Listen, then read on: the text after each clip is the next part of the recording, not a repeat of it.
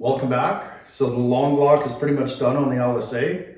I just need to put on the harmonic dampener, a couple little things, wiring harness underneath, and then I'll take it off the stand, put the Monster triple disc clutch back on the crank, and then hopefully start dropping her in the car, bolt her up, get the transmission up inside, bolt that up, and then start working on the front accessories. And by the end of the video, should be firing it up for the first time with the new build. So lots to do, so I'm gonna get after it.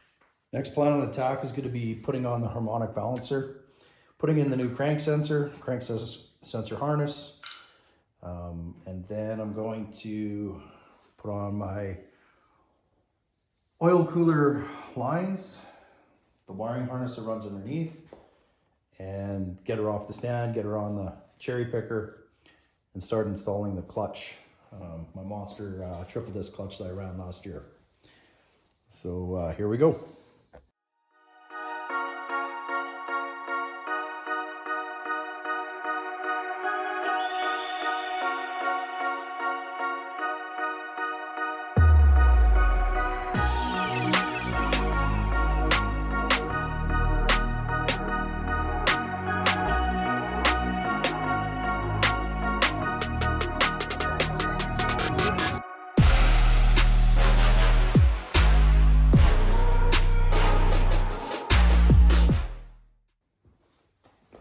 Next thing I gotta do before I forget is I need to prime the oiling system.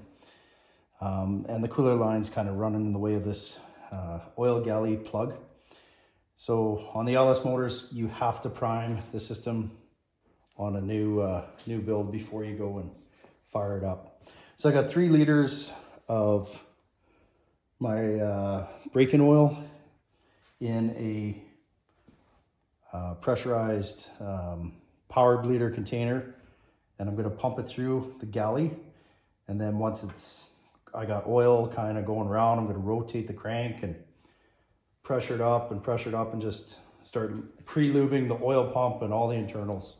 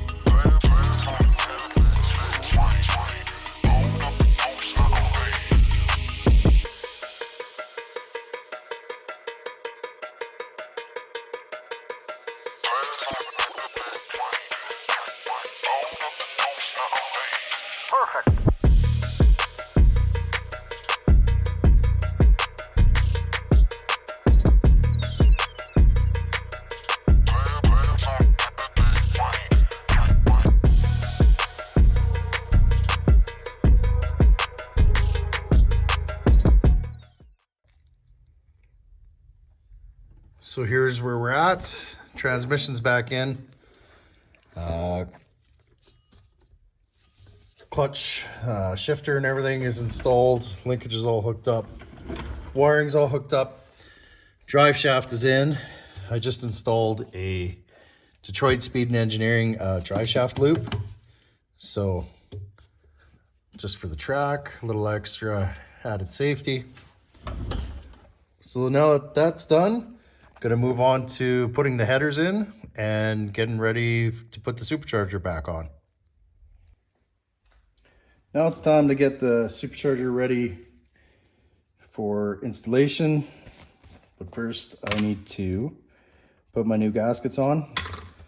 So the gaskets are riveted to the supercharger from the factory, so you have to drill them out when you go to put your new ones on.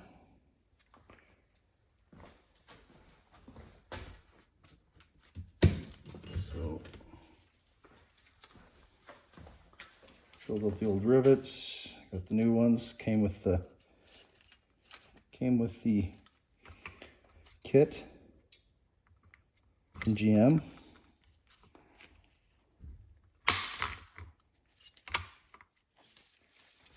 Like that.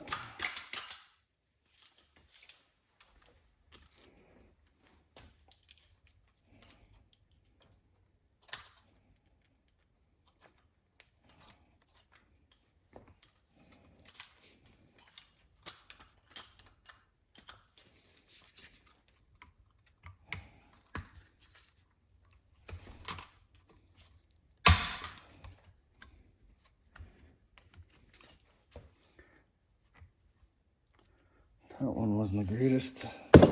Have to redo that one.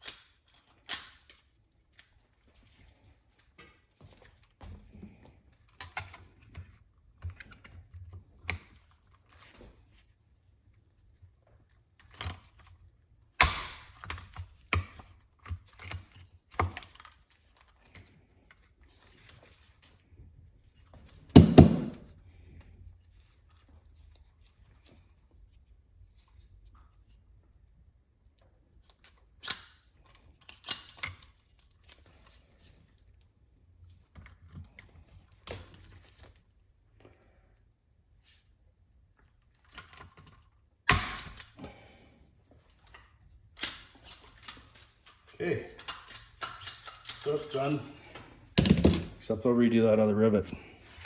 So that's how those are done. Just a quick look at the supercharger. I had it ported by COM. So you can see some epoxy. They epoxy everything on top because they cut it so thin there. The new versions have a billet plate that they bolt down instead, so kind of wishing I got that at the time. But so here's a look at the port job they did. So they really hog it out. So it'll be interesting to see how much extra boost I make. And I had it completely rebuilt as well when it was there. So now that that's ready, she's gonna go on the car.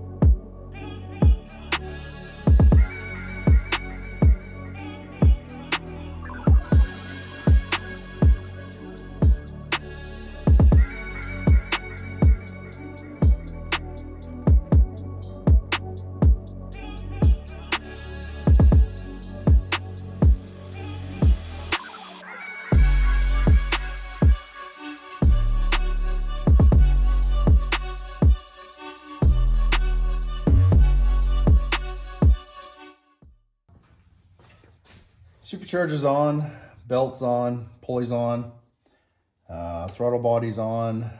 Put some RTV silicone because you can't run a gasket anymore because this is a ported throttle body. So the GM gaskets don't fit. So next thing is going to be to put on my supercharger lid. But before I do that, I'm putting on this nice piece here. And what it is a lid spacer for the LSA. And it's a 20 millimeter lid spacer, and that's built by Forced Inductions. So they provide an O-ring that goes on here, then the spacer goes on, and then your GM supercharger to brick gasket, and that goes on there. And then hopefully the supercharger lid will fit on, and then they supply you with longer bolts too. So what that's supposed to do is add a little bit of volume to number 7 and 8 cylinders back here. The lid slopes down from the factory and is really restrictive for airflow compared to the other cylinders. So this is supposed to add some more airflow, some more power, and keep those temperatures a little lower. So I'm going to do that next.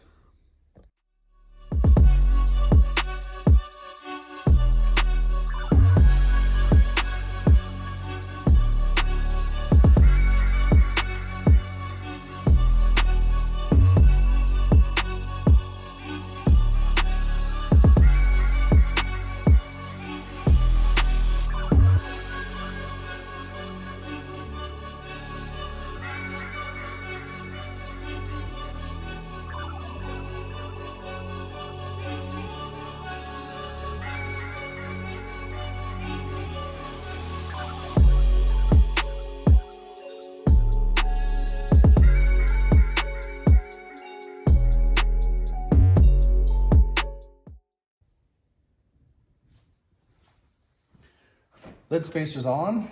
It was kind of a pain in the ass. I actually had to drop the engine and transmission subframe down about an inch so I can get everything in and get the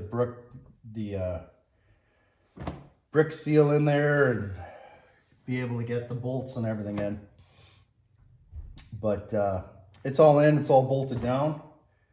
So I'm gonna start buttoning everything up. Spark plug wires, some hoses, some wiring, get my fuel injector rails in, and a couple of little odds and ends, and air filter, check my levels, and a little bit closer starting up. Then I'm gonna have to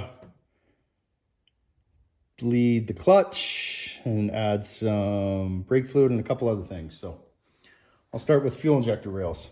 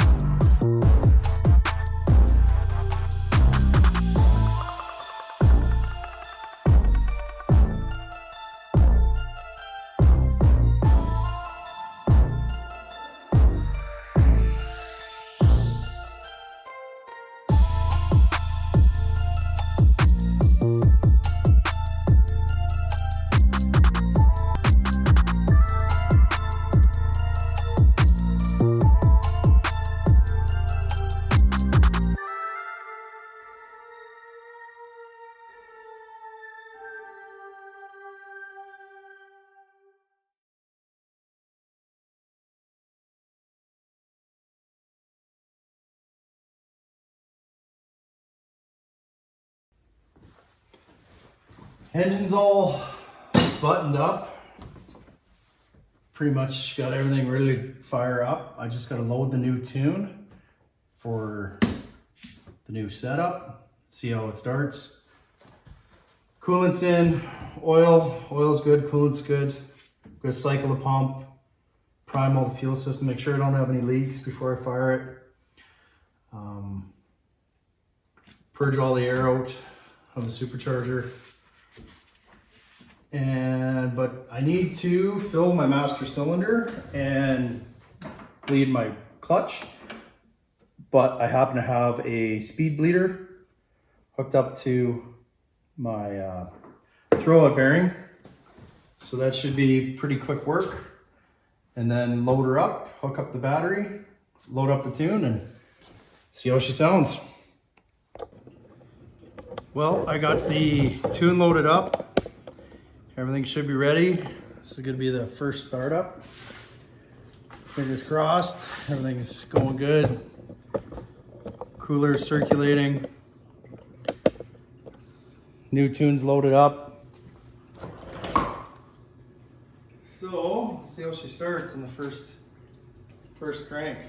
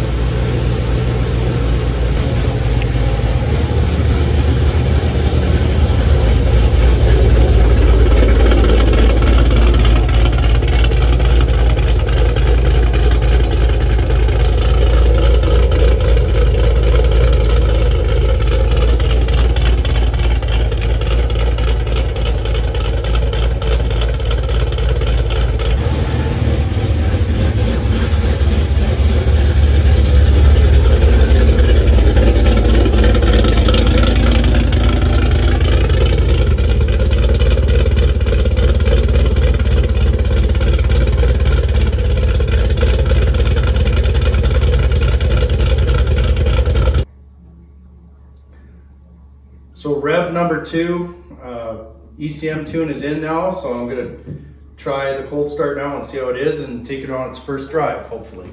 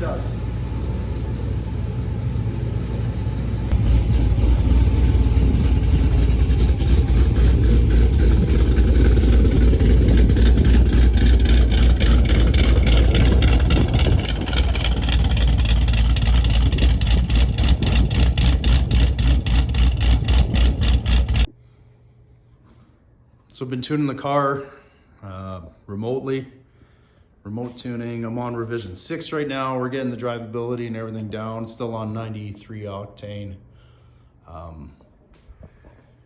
We'll have to do the E85 and tune and maybe dyno tune in the next couple weeks. But for now, we'll just see what the cold start's like on revision number 6.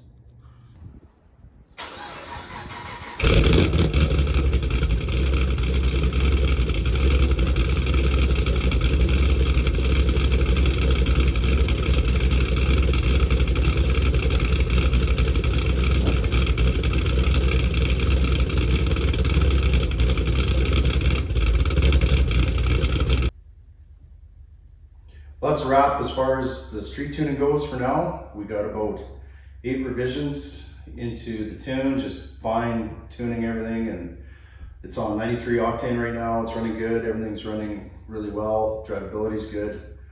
I got about 500 miles on the engine, so we're pretty much ready to start putting some E in it and doing some 3rd gear wide open poles, data logging that, and just kind of getting that air fuel ratio dialed in on the 85 and the timing. And then if everything goes well, in a couple weeks I'll be taking it to the drag strip and see what she runs. I'm also going to book it in for the dyno, see what their schedule looks like, being it's spring, everybody's doing it at the same time.